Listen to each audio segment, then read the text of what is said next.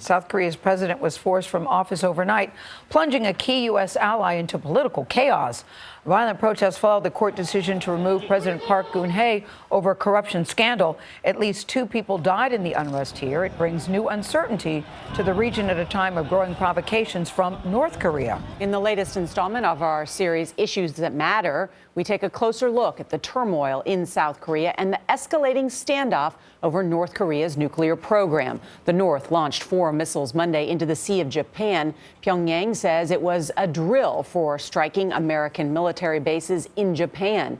Joining us now is former U.S. Ambassador to South Korea, Christopher Hill. He is now Dean of the Joseph Corbell School of International Studies at the University of Denver. Ambassador Hill, good to have you. Yeah. Pleasure. Lots to talk about. Let's talk about the protests and turmoil in South Korea with the removal of the president. How does that impact with what we're trying to deal with in terms of North Korea and their ambitions?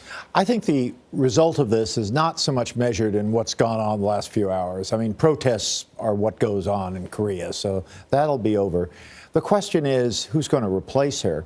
And the betting is that the left of center government there, left of center party, will probably come in. So left of center in Korea means more nationalism, ironically, because that's usually a right-wing phenomenon. More nationalism, more kind of accommodating to North Korea, a little less willing to follow our lead. So there are going to be issues there as we go forward, but we're going to know in the next 60 days or so. We mentioned the launch of the 4 missiles. North Korea is now believed to have enough material for more than 20 nuclear weapons. How concerned should we be about their progress? I would put this right up there.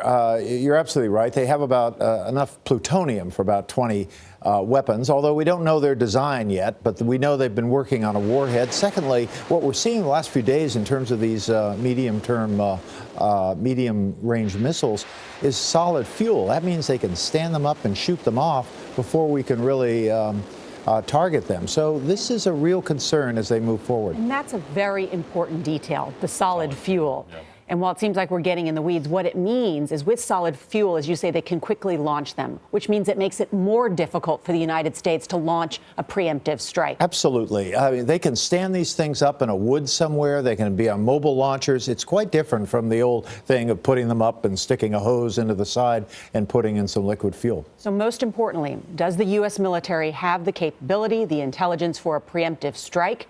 Would we do it? We certainly have the capability. The problem is some 20 million South Koreans are in the northern part of South Korea within range of 14,000 artillery tubes. And we have really state-of-the-art so-called counter battery fire. That is, as soon as one of these artillery tubes appears, we can hit it very quickly.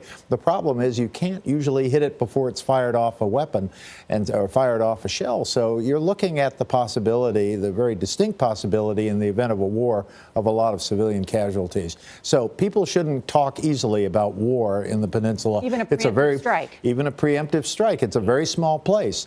So it's an option, to be sure. It should not be taken off the table. It may be a bad option whose time has come. Yeah, but if he's putting a nuclear warhead on either a medium range or certainly an ICBM, there seems like no other choice than a preemptive strike. Well, I mean, you got it. I mean, if they put that up, if they have a weapons design, if they stand up this missile, even, the possibility of a multi-stage missile, which could, in theory, reach us, I think we have a very heavy decision to be made, and I hope our government is up to it. Well, you've talked about the importance of U.S. relations with South Korea, Japan, and China. Yeah. In confronting this threat, Secretary of State Rex Tillerson is heading to all 3 this week.